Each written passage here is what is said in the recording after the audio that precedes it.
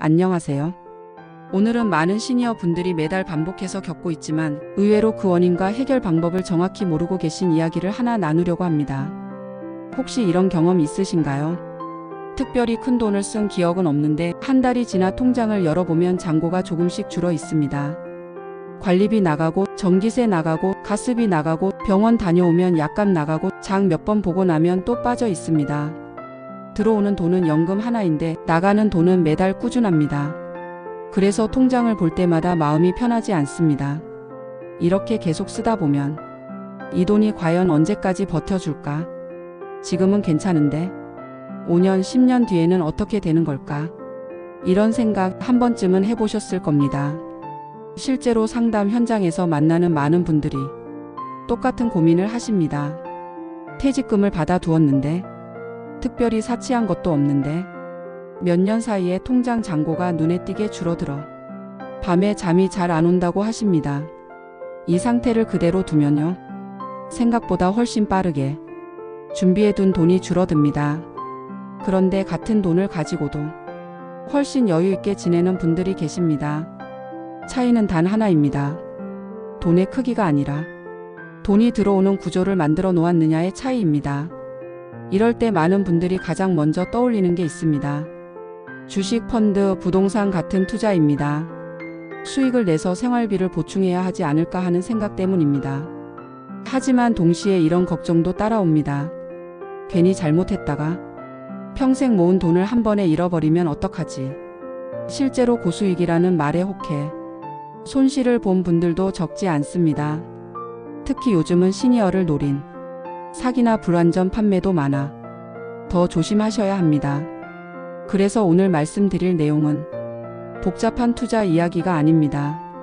위험을 감수하라는 이야기도 아닙니다. 우리가 가장 익숙하고 가장 안전하다고 느끼는 은행 예금만으로 매달 생활비처럼 돈이 들어오게 만드는 방법에 대한 이야기입니다. 노후에는요, 돈을 크게 불리는 것보다 매달 꾸준히 들어오는 돈이 있는지가 훨씬 중요합니다. 이 영상을 끝까지 보시면 은퇴 이후에도 마치 두 번째 월급처럼 매달 통장에 돈이 들어오는 구조를 명확하게 이해하시게 될 겁니다. 그리고 마지막에는 은행에 가실 때 그대로 쓰셔도 되는 아주 간단한 체크리스트도 정리해 드리겠습니다. 자, 먼저 한 가지부터 짚어보겠습니다. 노후에 진짜 불안한 이유는 돈이 없어서가 아닙니다.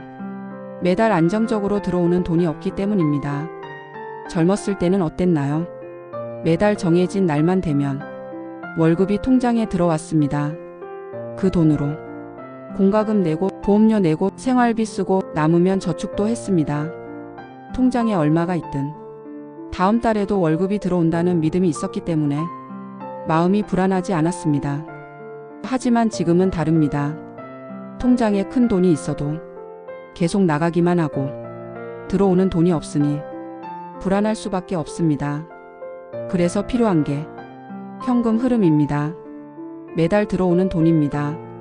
이걸 만들어주는 가장 쉬운 방법이 바로 월 지급식 예금입니다. 대부분의 분들은 예금을 이렇게 사용합니다. 1년이나 2년 동안 묶어두고 만기 때 원금과 이자를 한꺼번에 받는 방식입니다. 그런데 이 방식의 문제는 그 기간 동안 이자를 전혀 쓰지 못한다는 점입니다.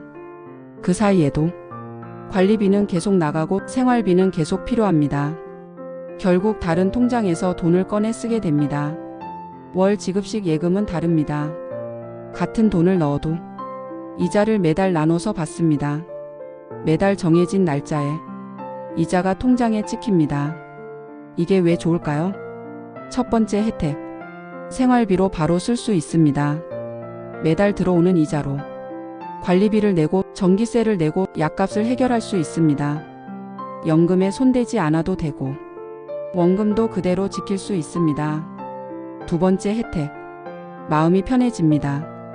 이번 달에도 들어왔네. 다음 달에도 들어오겠네. 이 안정감이 노후에는 생각보다 훨씬 큽니다. 세 번째 혜택, 같은 돈인데도 돈이 덜 줄어드는 구조가 됩니다. 만기에 한꺼번에 받는 예금은 생활비 때문에 중간에 다른 통장을 계속 건드리게 됩니다. 하지만 월 지급식은 이자 자체가 생활비 역할을 해주기 때문에 원금을 훨씬 오래 지킬 수 있습니다. 그리고 여기서 아주 중요한 혜택이 하나 더 있습니다. 바로 세금입니다. 은행 이자를 받으면 이자 소득세가 붙습니다. 대략 14% 정도입니다. 하지만 65살 이상이라면 이 세금을 한 푼도 내지 않아도 되는 공식 제도가 있습니다. 비과세 종합저축입니다. 이 제도를 활용하면 예금 이자를 받을 때 세금이 전혀 빠지지 않습니다. 같은 금리를 받아도 누군가는 세금을 떼이고 누군가는 그대로 받는 겁니다. 차이는 오직 하나입니다. 신청했느냐 안 했느냐입니다. 비과세 종합저축은 자동으로 적용되지 않습니다.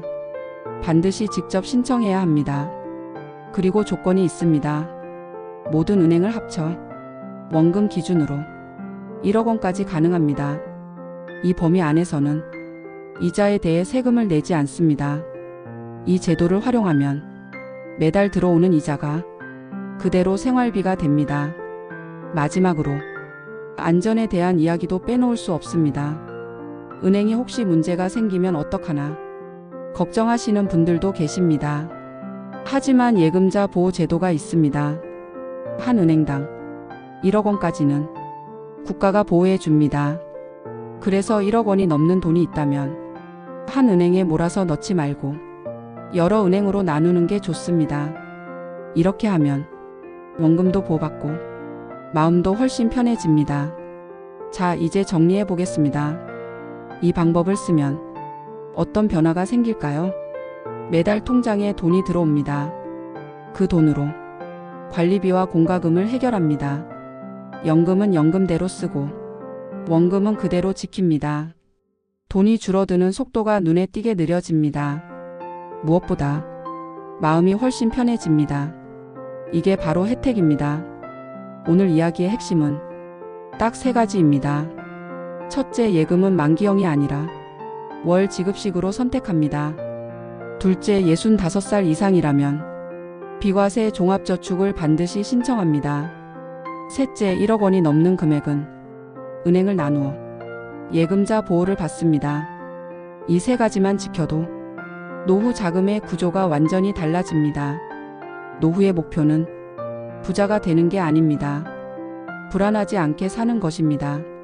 자녀에게 손 벌리지 않고 내 삶을 내가 책임질 수 있는 상태. 오늘 이 이야기가 여러분의 마음을 조금이라도 가볍게 만들어 드렸다면 그걸로 충분합니다. 이 영상이 도움이 되셨다면 주변 분들과도 꼭 나눠주세요. 같이 알면 같이 편해질 수 있는 이야기입니다. 다음 영상에서도 시니어에게 꼭 필요한 현실적인 이야기로 다시 찾아뵙겠습니다.